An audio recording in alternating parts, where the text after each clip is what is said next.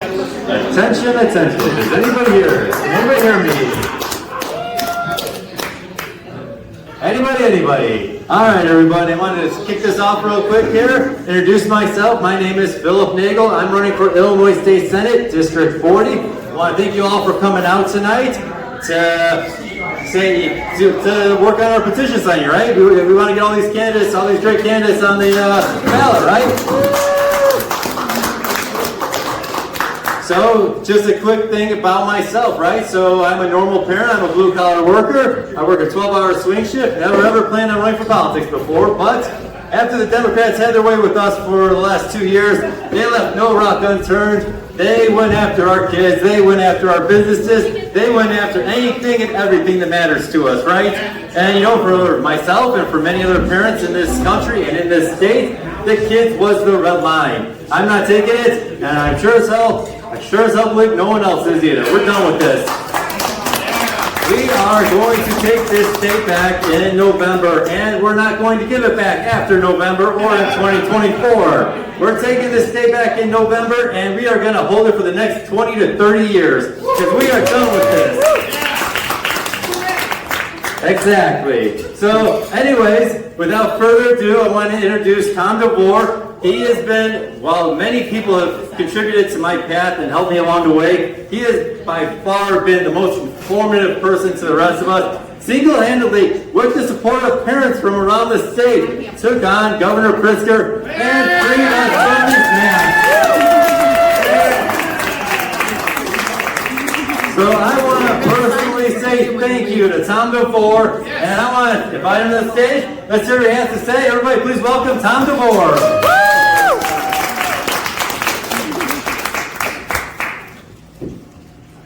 I'm really glad to be here today. Thank you, Phil, for inviting me up. It's been a long week. We've been working, dealing with the order that we got from the Supreme Court and Governor Pritzker's spin of that order.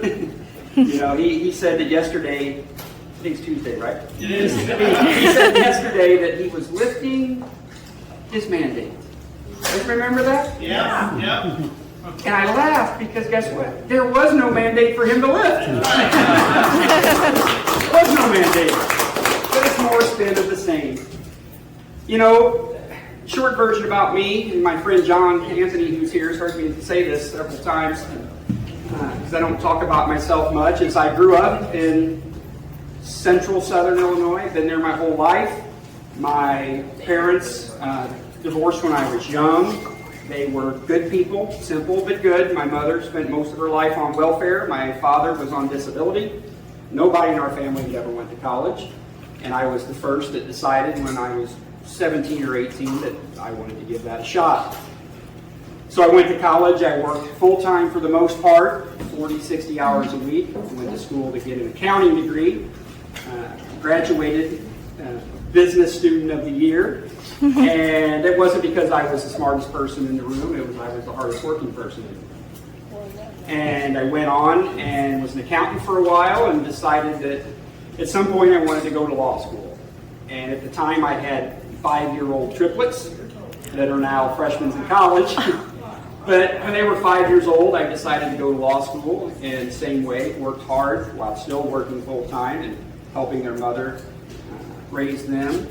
Got my law degree, and then I found myself really where I needed to be in life, is what I've always been doing, is trying to help people that couldn't help themselves, right? I mean, what better thing can you do in life than to do that? And so it's always been something that, even before I even really appreciated it about who I was, is I found myself always doing that.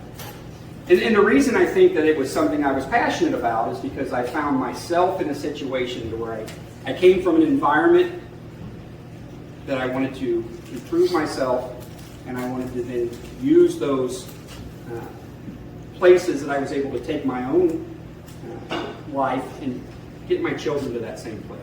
Because isn't that what probably most people in this room want to try to do, right? Yeah. Give your children a better life than that which you had. And if you're able to live that experience, it gives you a perspective that sadly, and I'm not being critical, I'm just being honest, people like the governor can't really appreciate. Yeah. I mean, and again, it's not me being critical of him. I'm not envious of him. He was born into wealth. He doesn't understand what I just talked to all of you about because that's something that he has always taken for granted. And so, when this all started in 2020, my children were juniors in high school, and they were well on their way to going to college. And I saw what was happening around us as being an attack on the foundational principles of which allowed me to make a better life for myself and my children. And if I didn't do something or try to do something, it was going to lessen the opportunities that my children or maybe even your children would have. That's what I saw, right? And that was the reasons that I took this issue on. I had no desire to, people who would be critical would say, well, Tom just wants to do that because he wants the name recognition. I laugh because John knows me well. I have no interest in that whatsoever. I just wanted to put an end to what I saw. And so we started early on fighting back against what the governor was doing. Because again, it was never about are masks good or bad. It was never about whether children should not be in school. If we think they've been a close contact because their third cousin's brother's ex-sister-in-law might have had COVID and your kid might have been within 20 feet of them, so go home. I mean, you guys have seen those fact patterns. They're absurd. And it was never about whether our small businesses should be closed because they were the super spreaders of 2020. I mean, that's what it was in 2020. It was small business owners. Now it's the children. The whole issue is that the executive officer does not get to make those decisions. The foundation of our government says that the people's branch of government makes those decisions. The governor was completely disregarding that. And I would suggest to you that it's a natural tendency of people, all of us, because our history for thousands of years was we didn't self-govern. We were ruled. Right? That was it's in our DNA. And there's always going to be a tendency as our country develops and our children and their grandchildren continue to run this country, that we're going to want to jump back into that when we get scared. Right? We're scared, we're looking for somebody to please keep us safe. Versus us saying, well, wait a second. We figure out how to do that. Right? I mean, Thomas Jefferson once said, there is no safer repository for the collective power of people than the people themselves. And if they are not informed enough to make good choices, you educate them on what those choices should be. You don't take the power away from them and say, let me do it. So my whole goal has always been to, I mean, you guys have seen me all over Facebook, is just to give information to you so you can help figure out how to make those decisions. Because otherwise you have people like Governor Pritzker who want to say, oh, just let me do it. I'll take care of it. That's dangerous. That's right. Right? Yeah. It's dangerous. That's right. Yep. And I don't have to say that's dangerous because whether or not his policies were good or bad. That's not even part of the conversation. Yeah. He isn't going to make those decisions, right? The facts and science that nobody's ever seen. It's just unbelievable. And so when we started off in early 2020, people were scared. Right? Many of you may have been in a different mindset then than you are now.